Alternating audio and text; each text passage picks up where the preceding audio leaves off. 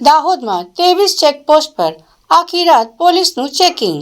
દાહોદ જિલ્લામાં 31st તથા 9 વર્ષની ઉજવણીને લઈ પોલીસ તંત્ર દ્વારા વ્યાપક અને કડક સુરક્ષા વ્યવસ્થા ગોઠવવામાં આવી હતી। સરહદી જિલ્લો હોવાના કારણે દારૂ તેમજ અન્ય નશાકારક પદાર્થોની હેરાફેરી અટકાવવા માટે સમગ્ર જિલ્લામાં સઘન ચેકિંગ હાથ ધરવામાં આવ્યું હતું।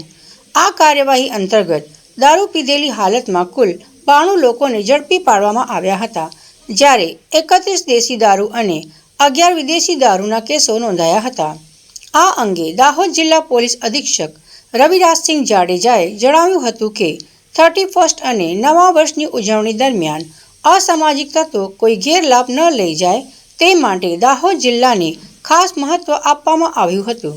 જિલ્લા પોલીસે આગોતરી તૈયારી સાથે કુલ 23 જેટલા ચેકપોસ્ટો શરૂ કરી હતી, જ્યાં દિવસ અને રાત દરમિયાન સતત વાહન ચેકિંગ અને શંકાસ્પદ વ્યક્તિઓની તપાસ કરવામાં આવી હતી। મધ્યપ્રદેશ અને રાજસ્થાનની બોર્ડર ઉપર આવેલો જિલ્લો છે અને આજે રાત્રે 12 વાગ્યા પછી 2025નું વર્ષ પૂર્ણ થશે અને નવું વર્ષ ચાલુ થશે, એટલે લોકો નવા વર્ષની ઉજવણી પણ કરતા હોય છે અને આ ઉજવણીમાં અસામાજિક તત્વો લાભ ન લઈ જાય અને નશાકારક દ્રવ્યો, માદક પદાર્થોની હેરાફેરી ગુજરાતમાં ન થાય એ માટે થઈને દાહોદ જિલ્લો ખૂબ જ અગત્યનો જિલ્લો છે। દાહોદ જિલ્લા ખાતે અમે કુલ 23 જેટલી ચેકપોસ્ટો ચાલુ કરેલી છે। એ 23 ચેકપોસ્ટ ઉપર અમારા 25 જેટલા પીઆઈ, પીએસઆઈ, ડીવાયએસપી અને 1000 જેટલી અમારી પોલીસ છે એ જુદી જુદી જગ્યાએ અત્યારે વાહન ચેકિંગ, વ્હીકલ ચેકિંગની કામગીરી,